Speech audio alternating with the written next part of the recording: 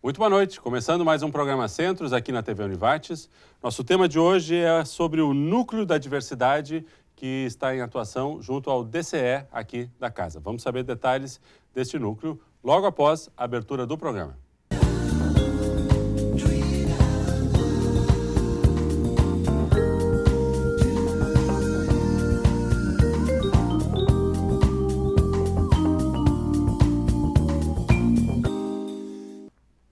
Muito bem, começando então o nosso programa, muito bem-vindos. Nosso tema de hoje é o Núcleo da Diversidade, que está funcionando junto ao DCE, aqui o Diretório Central dos Estudantes da Univates. Conosco o Jandiro Cor, que é diretor então deste Núcleo da Diversidade do DCE. Também o Rodrigo Matos, que é representante do coletivo LGBT de Lajeado e da região.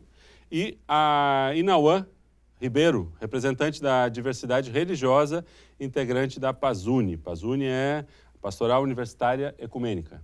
Isto? Ok, legal. Muito bem-vindos, boa noite, obrigado pela presença. Um pouquinho assim, bom, temos aqui uma junção de entidades, a PASUNE, o Núcleo de Diversidade, o Rodrigo representa então o coletivo LGBT. A questão dos direitos humanos, direitos individuais, hoje isso é uma luta, mas ainda já podemos dizer que já é um reconhecimento, uma evolução na sociedade, mas que ainda requer muitos passos e mobilização, por isso a representatividade de vocês. Como é que está no olhar de vocês essa questão? Eu acho que sim, eu trago uma visão sempre mesclando militância com um pouco de história, porque eu curso História aqui na Univates. Então, eu percebo a trajetória do movimento LGBT, principalmente através da minha vivência e das leituras que eu fiz. O que se percebe no Brasil é que a movimentação LGBT politizada começa ali no finalzinho da década de 70, quando a ditadura militar começa a se fragilizar. E pequenos grupos vão se formando, vai se formando o Grupo Somos, no eixo Rio-São Paulo, não aqui no Rio Grande do Sul. O Rio Grande do Sul começa esse processo muito mais tarde, em 1991, com nuances. E eles vão criando alguns jornais que são os meios deles se comunicar com a população. E o Lampião da Esquina é o primeiro jornal que é publicado para o público gay e, claro, ele vai alcançando outras pessoas também. Esses grupos politizados, eles conseguiram alguns avanços antes que viesse a epidemia da AIDS, que causou um grande impacto na mentalidade das pessoas a respeito do que era a população LGBT, porque o imaginário foi tomado pelo medo de uma doença que no início era vinculada às pessoas homossexuais. Sim. Com o tempo, a medicina foi vendo que isso era um equívoco, mas no imaginário já estava impregnado. Então, a gente tem uma sequência de muita visibilidade, mas essa visibilidade é um tanto pejorativa, porque ela é vinculada à doença, e de muita resistência desses grupos que foram se formando a partir do final da década de 70. Esses grupos, paulatinamente, eles vão conseguindo avanços. A gente vê algumas legislações sendo criadas no Brasil nos últimos anos. A gente não sabe dizer certo se muitas dessas legislações não foram feitas para inglês ver. Né? Que é aquela coisa de você criar uma lei e de você ter um discurso retórico, mas de, na prática, ainda faltar muito para que aquela lei efetivamente alcance um resultado. Mas a gente tem um processo de Talvez esse problema, inclusive, não fique só na área, né? Nós temos muitas leis em diversas áreas do Brasil que têm esse mesmo defeito, né? Com certeza. Mas a gente chegou, nos últimos governos, a gente chegou em avanços consideráveis porque o Estado passou a trabalhar em conjunto com esses movimentos sociais que surgiram no final da década de 70. Essa união, ela trouxe resultados mais efetivos. Mas como a nossa situação política está muito instável, a gente está diante de um caos, nós não sabemos o que virá daqui para frente. As pessoas estão muito inseguras em relação à política, elas não sabem como vão votar, quem vão escolher para ser nosso representante daqui para diante, e pode ser que elas estejam procurando um salvador da pátria que, de repente, para os direitos humanos, não seja a pessoa indicada. Então, isso nos deixa um pouco receosos. Para quem tem essa trajetória de saber o que é discriminação, saber o que é preconceito, saber as limitações que isso traz para o sujeito, vislumbrar a possibilidade de haver um retrocesso, retrocesso grande, é um sinal de alerta. E isso nos põe numa situação de ver grupos como núcleo sendo formados dentro da Univates como relevantes, importantes e necessários. Quer dizer, no contexto social brasileiro, tu ainda identificas a possibilidade de que não esteja totalmente consolidada essa questão das diferenças e da liberdade individual, e ainda pode haver um retrocesso conforme um posicionamento político que venha a acontecer por aí. Com certeza. O que a gente aprende cursando História é que os retrocessos eles aconteceram em vários momentos da nossa história. Se a gente pegar a população LGBT e ver a história da Alemanha, a gente vai ver um período em que os gays eram bastante aceitos durante a República de Weimar. Logo depois da República de Weimar surgiu Hitler. E Hitler perseguia tanto judeus, quanto homossexuais, quanto ciganos, quanto outros grupos, e colocou esses grupos dentro de campos de concentração. E geralmente esses retrocessos associados à questão econômica, né? Então, quando a gente vê um retrocesso econômico, também a gente vê meio que um desespero social em busca de salvacionismos, né? Acho que também na questão dos direitos humanos é importante a gente pensar, se a gente não consegue nem aplicar uma lei, é porque a gente tem alguns problemas anteriores, né? E penso eu que às vezes chega a ser uma questão de compreender o que é, por exemplo, o conceito de direitos humanos, né? Entender o que pode ser direitos humanos. Ao mesmo tempo em que tu vê uma pessoa dizendo, os direitos humanos só defende bandido. Essa pessoa não se dá conta que o fato de eu expressar a minha opinião, ou né, até o mesmo discurso de ódio, às vezes, também eles pautam numa questão de um direito humano, que é a liberdade de expressão. Ou também a questão, assim, quando a gente vê nos fundamentalismos religiosos como um todo, seja na bancada evangélica, seja dentro da comunidade, né? Essas igrejas que surgem, por exemplo, muitas vezes a gente vê algumas lideranças religiosas perseguindo os direitos humanos. Né? Sem se dar conta que se hoje, num Estado democrático de direito, eles podem ter uma instituição que não é religião oficial, que até pouco tempo no Brasil a nossa religião oficial era a Igreja Católica, então era o catolicismo, elas não se dão conta que elas estão pautadas também nos direitos humanos no momento em que elas podem expressar a sua fé. Né? Então, penso eu que muito do que acontece, desses bipolarizações que acontecem hoje, nesses discursos políticos que a gente vê por aí, que a mídia também dá bastante expressão, é muito em função de não compreender a dimensão do que é a garantia de um direito humano, né? De entender que a garantia da minha casa, de ter um lugar para morar, é um direito humano, de ter acesso a uma estrutura de água potável, de ter uma estrutura de saneamento básico, de ter acesso à luz elétrica. A gente tem lugares no Brasil que a luz elétrica ainda é uma estrutura muito ruim. Ou até mesmo acesso à internet, né? Acho que até 2 anos atrás era 50% da população que tinha acesso à internet, por exemplo. Hoje eu já não sei como é que está isso. Mas isso é pautado também por direitos humanos. E acho que quando a gente aborda temáticas que estão com tanta dificuldade de avançar, parte muito dessa incompreensão do que pode ser isso, né? Que a gente sai simplesmente falando determinadas coisas, expressando discursos de ódio, sendo intolerantes, causando crimes, sim, contra direitos humanos, sem se dar conta porque a gente não está compreendendo o que é isso, né? Sim, a união de todos esses elementos, na verdade, são um cenário único, né? Eles estão interligados. Um pouquinho do teu olhar, Rodrigo, sobre essa questão geral. Na minha visão, eu acho que eu sou uma pessoa que está assim muito recentemente nessa militância LGBT, né? Certo.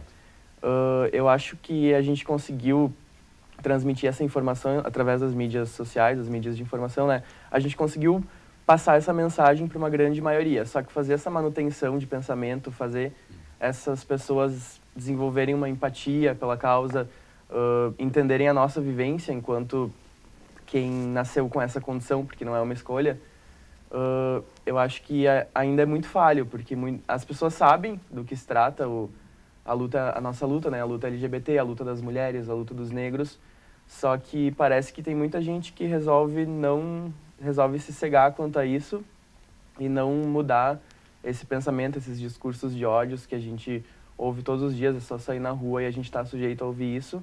Então, na minha visão, acho que tem muita coisa para a gente mostrar ainda e fazer essa manutenção. Certo. Acho que a gente ainda não chegou nesse...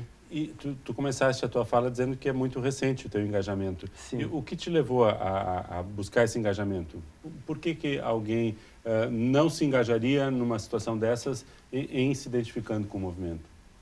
Falando baseado assim na minha vivência, Sim.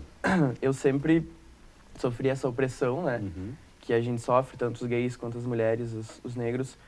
Mas nunca tinha parado para pensar o porquê que isso acontecia. Eu nunca buscava a solução na raiz do problema. Eu só recebia aquilo e aceitava.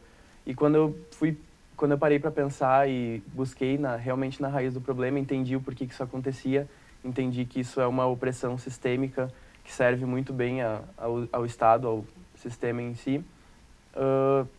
Depois que a gente cria essa noção, não tem como a gente não começar a se mover quanto a isso, porque a gente cria meio que um radar, assim. Certo. A gente começa a analisar essas questões na rua, dentro de casa, na TV, na internet, em todo lugar que a gente lê, depois que a gente criou essa noção, a gente começa a questionar, a bater de frente mesmo. E isso me levou a buscar a militância, buscar lutar pelas coisas que eu acredito e pelas coisas que me faziam mal até então. Perfeito. Quer dizer, educação, consciência, crítica, né? Posicionamento. E autocrítica também. A autocrítica é fundamental, porque a noção de alteridade, na qual você toca, que é fundamental para que os grupos consigam desenvolver o trabalho e consigam reconhecer as diferenças uns dos outros, ela é construída com esse princípio, autocrítica. E tem que acompanhar as nossas produções, as nossas construções. Sem isso, nós somos muito limitados. Então, é um processo constante que a gente tem de construção e de um olhar para dentro. A gente percebe muito quando a gente tem grupos, que dentro desses grupos existem preconceitos muito fortes, muito intensos com outros grupos. E é necessário desfazer isso também. Que é um pouquinho do discurso da Nayara. Quer dizer, o próprio grupo tenta quebrar algumas barreiras, mas cria barreiras em relação a outras ideias. A Pazuny, ela faz parte de uma movimentação para... Já vou te pedir para nos explicar um pouquinho sobre a Pazuny e também sobre o núcleo após o intervalo. Fechamos o primeiro bloco, tá? Já voltamos após o intervalo.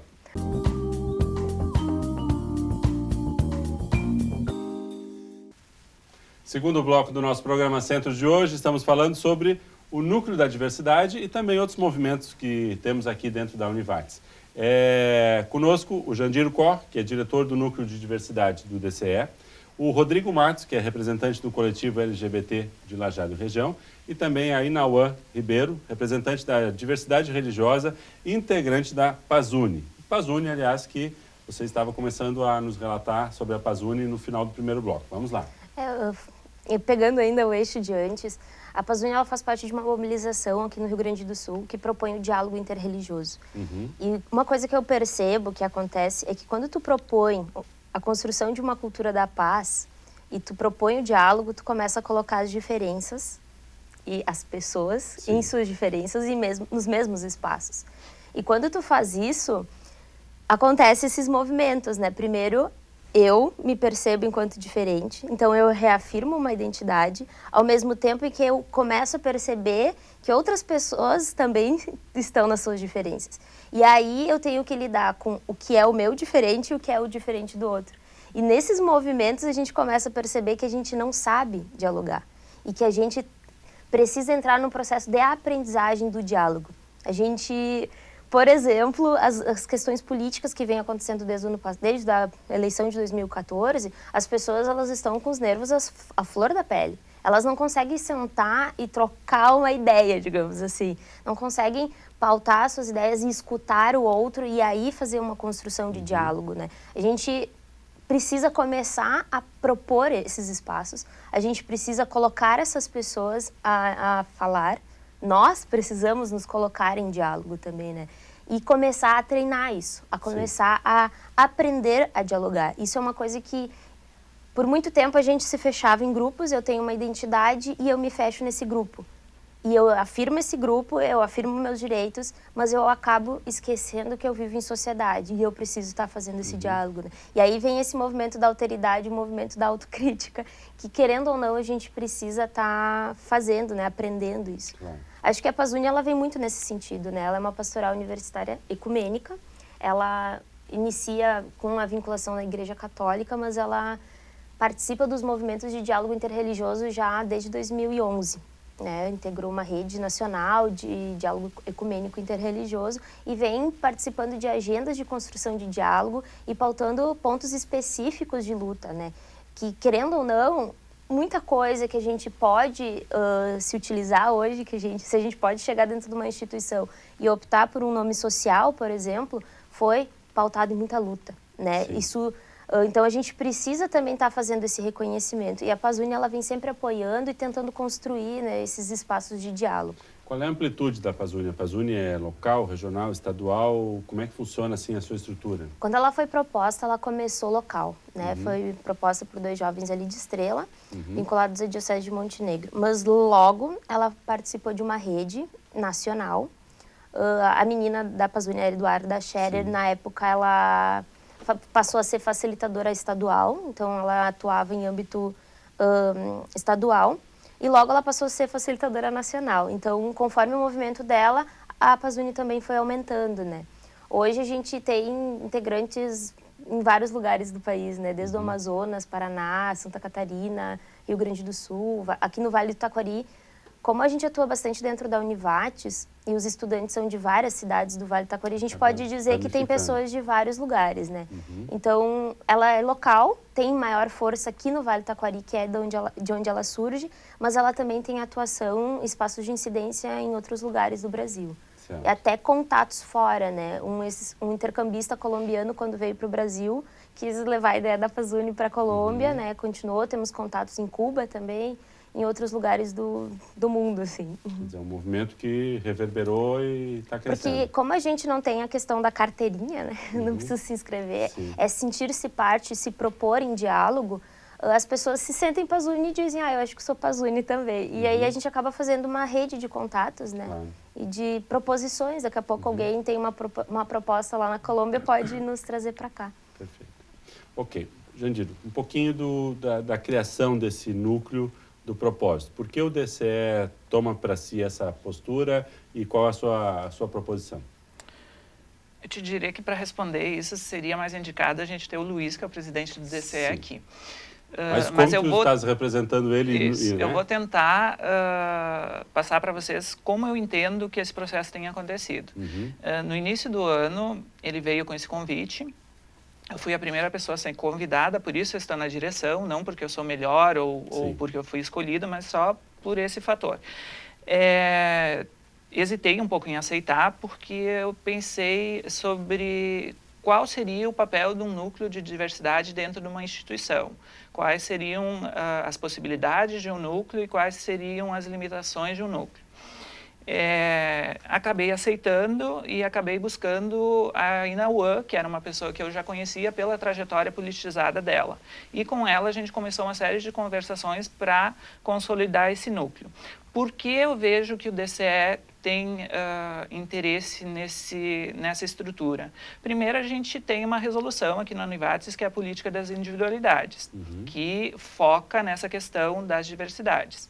Então, é um assunto que vem paulatinamente sendo tratado aqui dentro da universidade.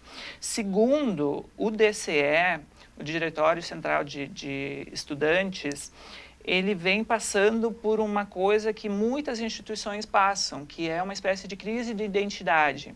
Para que nós estamos com essa estrutura? Para que ela serve? O que nós podemos fazer com essa estrutura? Então, o núcleo, essa diretoria, que é o núcleo, ela é uma experimentação para ver se o DCE tem essa possibilidade de fazer um trabalho social. E esse trabalho social foi proposto com as diversidades. Nós formamos, então, um grupo onde a gente teve a oportunidade de reunir 5 pessoas, que foi o limite que foi estabelecido para nós, e logo nós percebemos algumas implicações disso. Por exemplo, 5 pessoas não representam todas as diversidades. né? Tem 5 Sim. pessoas não conseguem alcançar todas as diversidades. Outra coisa que a gente vem percebendo é que o núcleo, ele não pode ser algo que se apresente como um resultado. Ele tem que servir efetivamente para aqueles grupos que ele está representando. Se ele servir e funcionar para aqueles grupos que ele está representando e assim, depois, como consequência, ele for reconhecido e o DCE for reconhecido por esse trabalho, por essa proposta e a Univates, em consequência, também, maravilhoso. Mas a gente tem todo esse processo agora de tentar entender o que nós podemos fazer com o núcleo. Né? Que tipo de propostas a gente pode fazer dentro de uma universidade? A gente esbarra muitas vezes em processos burocráticos que a gente não sabia que existiam. Por exemplo, nós queremos promover eventos, mas para promover eventos nós temos que convidar pessoas. Como nós vamos convidar pessoas? O que atrai uma pessoa para vir ao evento? A gente sabe que hoje, além da temática, um certificado é muito importante para aquela pessoa. Então, nós estamos tentando negociar uma parceria com a Univates para que ela possa certificar os participantes dos nossos eventos e que possa, com isso, dizer que a política de individualidades que ela propôs, ela tem ações práticas. Né? Ela está realmente acontecendo, ela não é uma lei para inglês ver. Então, o núcleo surgiu, a meu ver, em função disso. Né, que eu expliquei, essa crise de identidade do DCE, essa busca do DCE por saber o que o DCE pode fazer, como ele pode ter um alcance maior e, claro, também por ser um processo nacional. A gente vê esses coletivos surgindo na sociedade civil, aqui no Vale do Taquari, tanto o coletivo LGBT, criado pelo Rodrigo, quanto alguns coletivos feministas, e era algo que não existia até há pouco tempo no Vale do Taquari. Então, ver esses coletivos surgindo, com certeza inspira as pessoas a formar outros núcleos, a ver se a gente pode, tendo vários grupos, formar uma rede que realmente traga algum resultado efetivo para as propostas que todos têm em comum, né? Que é vencer as discriminações, os preconceitos com esses grupos de mulheres que têm um histórico de machismo enfrentado e ainda para enfrentar, com os grupos LGBT, com as religiões minoritárias, né, as não hegemônicas, e outros tantos grupos, como a de uma menina que gostaria muito de estar aqui hoje e não pode, que é a Dandara Olsenheimer, que representa os portadores de deficiência e se coloca dentro do grupo, afirmando a Univates como uma estrutura com um físico muito bem pensado, mas com uma demanda muito grande na área humana em relação à acessibilidade, né? Como uma falha ou uma carência de trabalhar a parte humana. Então, é mais ou menos por aí que o núcleo está. A gente também está em fase de experimentação, vendo no que dá. No início, quando a gente começou as discussões, a gente pensou, né, que espaço é esse? Uma diretoria proposta, porque até então não tinha acontecido no DCE. E o DCE ele tá tendo um processo de construção do seu estatuto, né, de uma renovação desse estatuto. E se ele não foi eleito, se as pessoas desse diretório proposto pelo DCE, não foi, as pessoas não foram eleitas, então como é que a gente seleciona as pessoas para esse lugar para que elas representem a diversidade? Então, como ele foi uma proposição dessa gestão de agora, as pessoas são por indicação, né? Isso é uma proposição nossa, que daqui a pouco as representações sejam eleitas. Porque como a Inaúã vai representar a diversidade religiosa? A Inaúã tem uma caminhada dentro do diálogo interreligioso. Ok, consigo dialogar, mas eu não sou todas as religiões. Eu não sou uma pessoa que está dentro dessas instituições.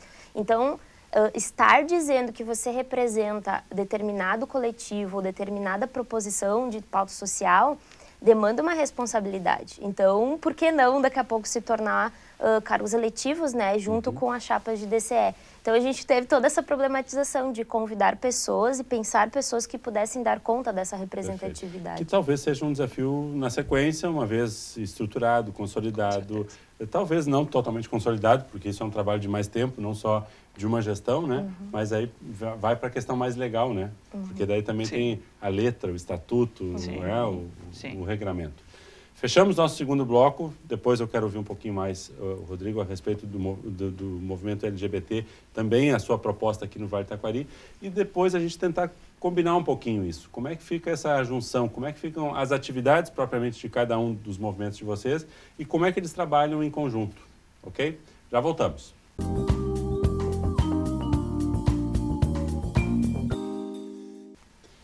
Terceiro bloco, programa Centros de hoje, estamos falando sobre o núcleo de diversidade e alguns outros grupos que atuam aqui em conjunto ou paralelo a essa situação.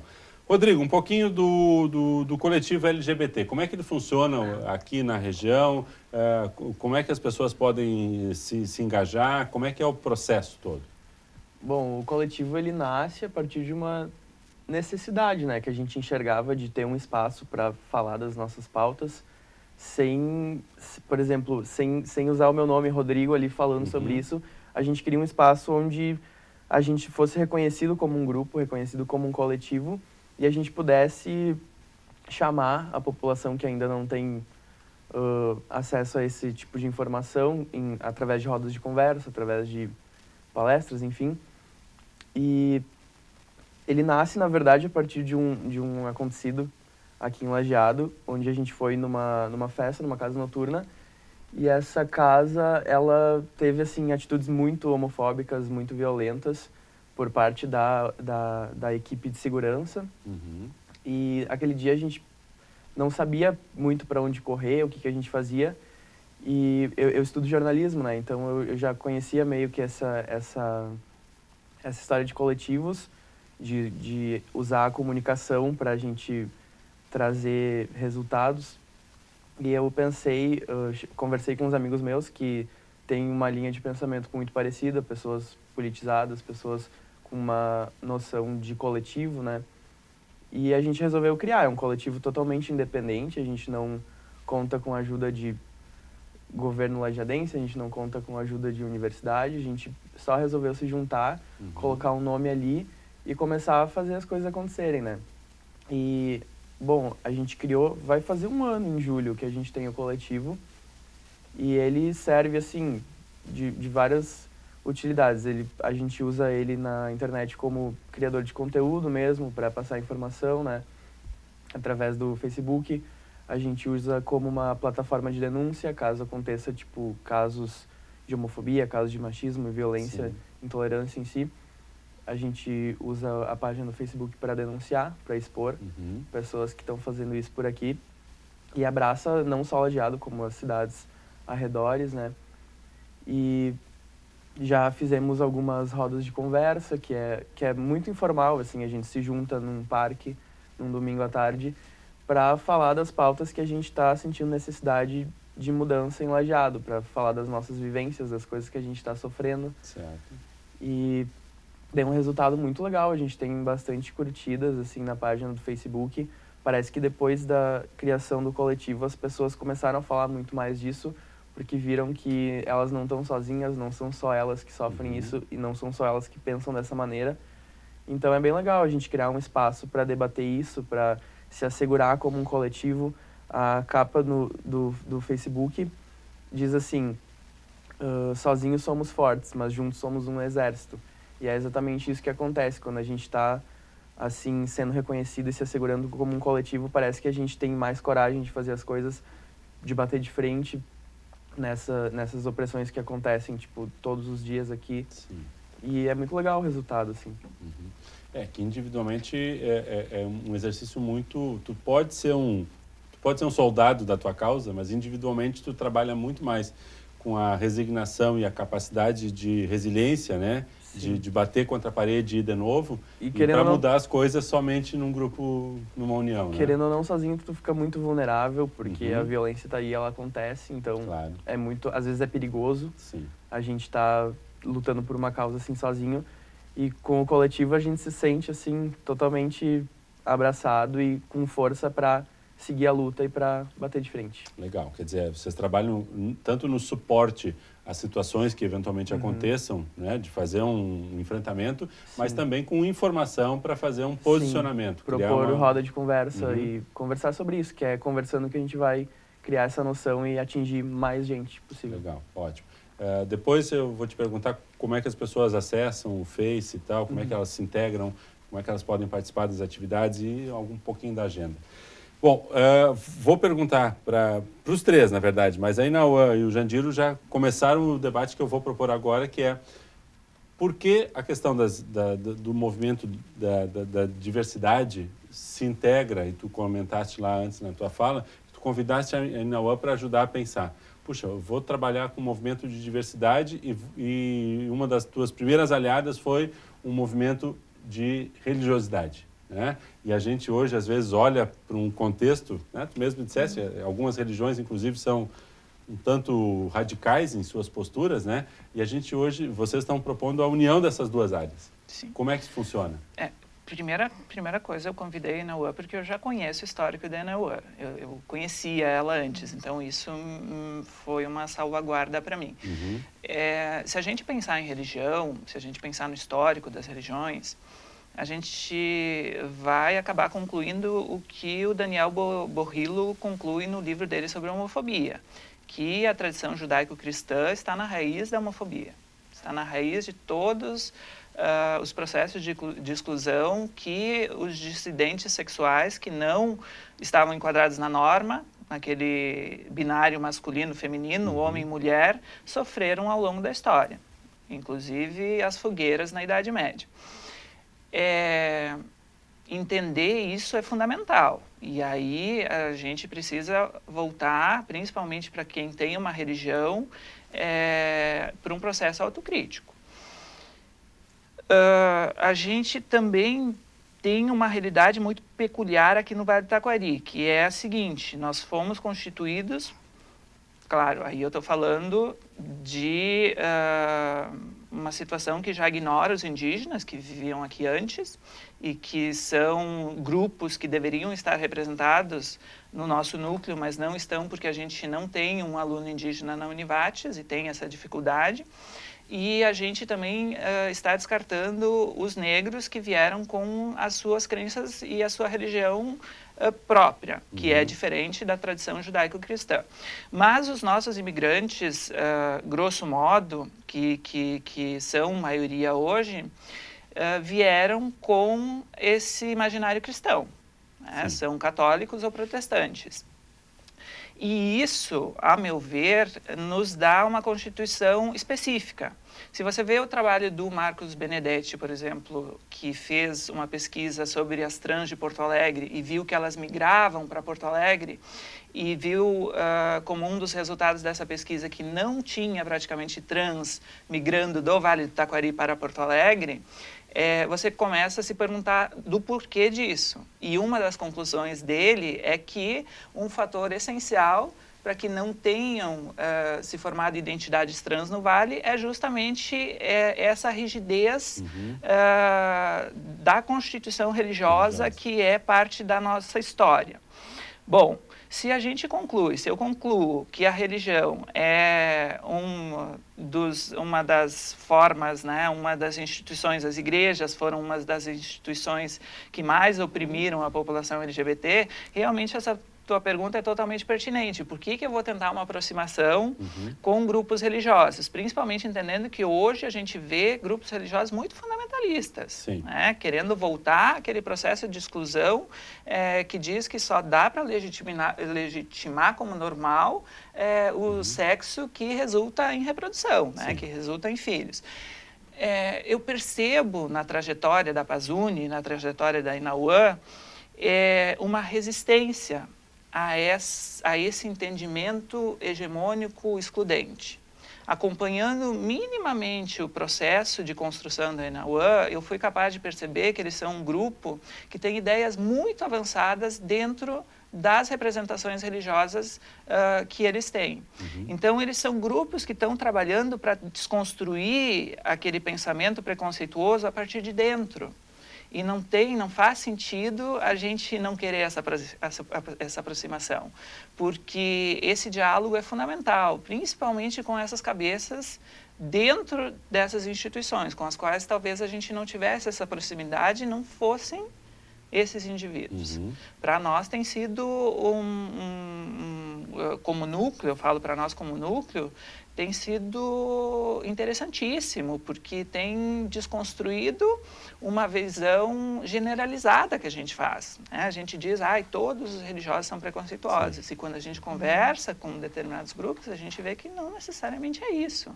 Que tem pessoas que entendem que determinados saberes foram construídos num momento histórico e que a gente está em outro, e que as religiões também passam por essa construção e desconstrução, e que as religiões também podem mudar a forma como elas professam as suas crenças, né, as suas verdades, entre aspas. Então, é por isso que a gente tem essa aproximação, e ela tem sido maravilhosa. É uma linha de raciocínio, eu acho que irretocável, né? Quer dizer, não é uma questão de escolher inimigos, e sim de buscar parcerias. Exato. Né? Um pouquinho do teu olhar sobre essa postura. Não. Acho que não tem como falar disso sem pensar um pouco em processo histórico, né? Se a gente pensar o que é a paz une, ela tem lá no fim da palavra ecumênica, né? O ecumenismo, se a gente for pensar numa história de igreja, a gente vai perceber que a Igreja Católica ela é ecumênica, né? O que Pedro fez foi juntar uma série de representações, os apóstolos, e constituir uma instituição. E como toda instituição, ela é feita por pessoas. Se ela é feita por pessoas, ela vai ter essas divergências, como sempre, e também as suas diferenças, que não necessariamente podem ser opostas, né? A gente vê que na Igreja Católica, em seu histórico, então, ela vai ter dentro do direito canônico o ecumenismo previsto. O que quer dizer ecumenismo? Ele vem da palavra ecumene, quer dizer casa comum. Então, quando a gente propõe um movimento ecumênico, a gente está propondo um cuidado com a casa comum, a casa que todos estão. Por muito tempo, o ecumenismo ele ficou atrelado ao diálogo entre igrejas cristãs, né? Então, ele foi proposto, o Concílio Vaticano, final da década de 50, início da década de 60, no século XX, também veio rediscutir essas questões, né? Foi o Concílio Vaticano que também discutiu o ecumenismo dentro da igreja. A gente vê, no Vale do Taquari, por exemplo, diálogos bilaterais, que a gente chama, que é entre a Igreja Católica e a Igreja Luterana. Só que a igreja, desde aquele período ali da década de 60, vem construindo, através de representatividades, esse diálogo ecumênico com uma série de instituições. E dentro do direito canônico, eles também vão falar em diálogo interreligioso. Por muito tempo se separou. E esse movimento que eu estou participando, que eu só pude participar porque já vem renovando a sua concepção, entende que o ecumenismo, se a gente for buscar desde a etimologia da palavra, a gente não consegue falar só de um diálogo cristão entre cristãos, que a gente precisa falar de um diálogo entre seres humanos, entre pessoas. E aí não é só os cristãos que vão salvar a Terra, né? Todos precisam cuidar desse espaço. Então, desde 2011 que eu venho acompanhando, é um ecumenismo associado ao diálogo interreligioso, né? Então, tu não vai só ver cristãos conversando, você vai ver pessoas de religiões de matriz africana, quimbanda, umbanda, candomblé, você vai ver diálogo com indígenas, você vai ver diálogo com espíritas, igrejas evangélicas, pentecostais, presbiterianas, unida, independente, anglicana, e toda a nossa diversidade religiosa que a gente encontra no Brasil, que, né, historicamente é constituído pela essa diversidade, não só étnica, cultural, mas também religiosa. Então, a gente tem esses movimentos. E no Brasil, em que a gente encontra uma diversidade religiosa, alguns vão falar em sincretismo, outros vão dizer em religiões que se criam novas, né, que não existe sincretismo, mas que se criam novas religiões, religiosidades, a gente precisa pensar e cuidar muito como é que a lei, por exemplo, é constituída, ou quais as representatividades que estão em determinados lugares estratégicos da política. Porque se a gente não for discutir isso, muitas opressões vão acontecer. Então, a gente quer avançar, a gente quer poder possibilitar uma vida melhor, uma casa comum, decente para todos, independente da crença. Perfeito. Fechamos o terceiro bloco. Na sequência, eu quero saber um pouquinho das projeções, as programações de vocês, as atividades, como é que as pessoas participam e o que é que está previsto aí para os próximos meses, né? Ok? Já voltamos.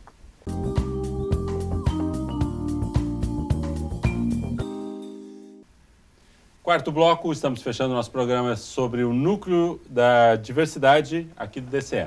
Jandiro, tu comentaste que ainda está se buscando uma estrutura, uma justificativa, uma validação e todo um vínculo, né? Mas quais são as próximas atividades, os próximos desafios aí, né, operacionais? Tem alguma agenda já estabelecida? Quais são as próximas ações? Primeiro, eu acho fundamental colocar que todo o nosso trabalho é voluntário, para que as pessoas não achem que a gente está o dia inteiro desenvolvendo esse trabalho. A gente faz na medida do nosso possível. Certo, do disponível, né? Do disponível. O que nós fizemos primeiro foram reuniões internas, para que a gente pudesse conversar, para que a gente pudesse problematizar. Em seguida, nós criamos espaços virtuais. Nós temos um blog que as pessoas podem acompanhar, onde a gente faz entrevistas com lideranças envolvidas com algum aspecto da diversidade no Vale do Taquari. O Rodrigo Matos foi um dos entrevistados. Nós temos uma página na rede social, que é Núcleo da Diversidade DCE Univates, onde a gente replica as ações que a gente consegue fazer. Nós temos uma agenda com a previsão de alguns eventos. Nós fizemos recentemente um evento chamado Direitas, Esquerdas e Apropriação dos Discursos de Direitos Humanos, em que a gente exibiu um filme e fez um debate na sequência, porque a gente achou que esse assunto vinha sendo debatido dentro da Univates de alguma maneira e que havia um público para isso. Na sequência, existe programado uma atividade sobre escravidão no Vale do Taquari, em que a Karen Pires, que faz parte da Pazuni, vai vir falar sobre o trabalho de mestrado dela, que ela concluiu na Univates. E logo em seguida nós temos um evento chamado Teoria Queer e Pós-Pornô, em que a gente vai apresentar essas duas formas de pensar que estão muito atreladas à reivindicação dos movimentos feministas, à trajetória, ao histórico dos movimentos feministas e LGBT no mundo. A gente, enquanto Vale do Taquari, não sabe se teoria queer e pós-pornô já chegou aqui ou não, se já tem pessoas lendo sobre isso ou não, mas são estratégias, são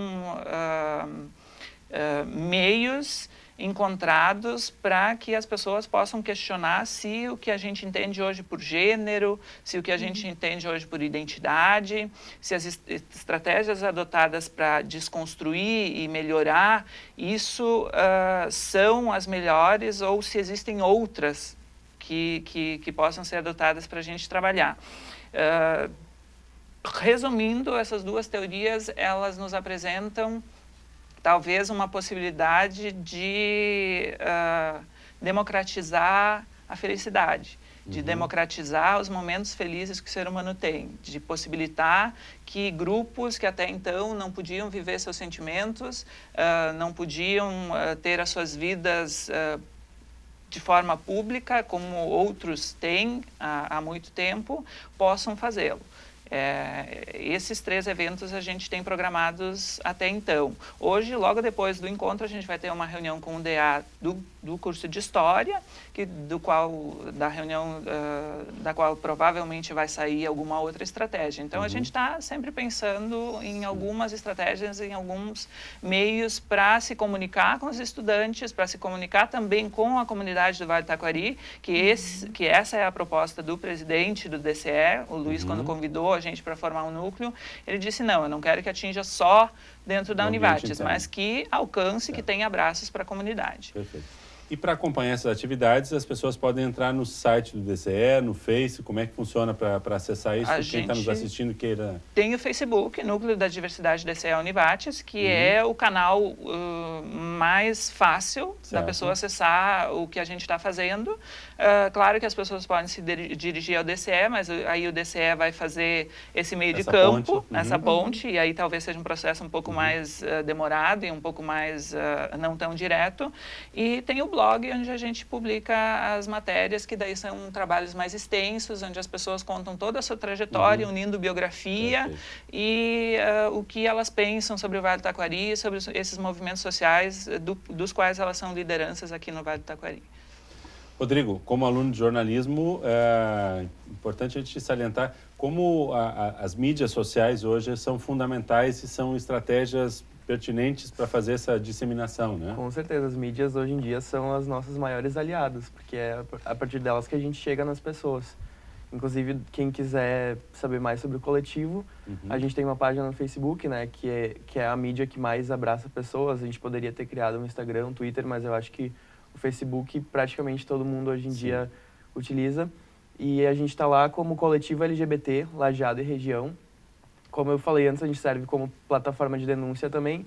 Então, se tiver alguém passando por algum problema, violência, não aceitação, alguma coisa assim, pode contatar a gente, que a gente vai procurar uma solução em coletivo. Não sou eu que vou correr atrás de nada, a gente vai levar para o grupo e vai procurar alguma solução para o problema. Inclusive, se a gente precisar recorrer às autoridades para isso, a gente pode fazer isso em coletivo, chegar numa decisão. E é isso. A nossa agenda, por enquanto, não tem nada previsto, mas a gente vai pegando assuntos que servem de gancho, assim, e vai criando roda de conversas a partir desses assuntos ao longo do ano aí. Às vezes não é uma agenda formal, mas uma agenda de encontros informais e debate. Às vezes a gente cria eventos 2 semanas antes de acontecer e faz acontecer. Ótimo, ok. E a Pazuni, como é que funciona? Tem alguma agenda? Tem alguma proposição? A Pazuni, ela está esse ano integrando uma mobilização no Rio Grande do Sul, né? Então tem o site, que é mobilizaçãoars.org.br. Então todas as ações a gente divulga lá. Até fizemos uma parceria agora com o Núcleo, ações no Colégio Érico Veríssimo, Escola Érico Veríssimo. Sim. Nós fizemos uma roda de conversa sobre gênero e trabalho. Vão ter outras atividades sobre direitos humanos, intolerâncias também no Érico. Tá, a gente está querendo ver se vai conseguir fazer uma roda de conversa sobre justiça socioambiental ali em Estrela. E temos também já a agenda marcada para setembro, que daí vai ser um evento de 3 dias, que a gente quer reunir jovens de várias representatividades na cidade de Bom Retiro. Então, quem tiver interesse de participar do evento pode se inscrever. Pelo que eu estou vendo, a Pazuni assim, aceita e trabalha muito fortemente com muitas parcerias, né? Muitas parcerias. A gente vai sempre... A gente fala em articulação de contatos, em rede, né? Sim. A gente precisa de network para poder fazer uma ação. Porque como... Ninguém tem tempo na sua vida para parar e pensar, eu quero lutar pelo direito de fé, né, da pessoa, ou pensar pautas sociais. A gente não tem tempo e a gente não ganha para isso. Então, a pessoa tem que querer se disponibilizar. E a gente não pode exigir que a pessoa dê o que ela não consegue. Então, é sempre quando alguém tem a disponibilidade, alguma instituição tem interesse nas nossas propostas, a gente faz essa parceria, né? Então, vai atuando nesse sentido. Então, quem tiver alguma ideia, quiser se aproximar... Outra coisa, a gente organizou um grupo de estudos de educação e humanização, que ele veio como uma proposta de um dos integrantes, que é o Matheus Lorenzon. Ele é professor da Rede Pública Municipal de Arroio do Meio e também mestrando aqui.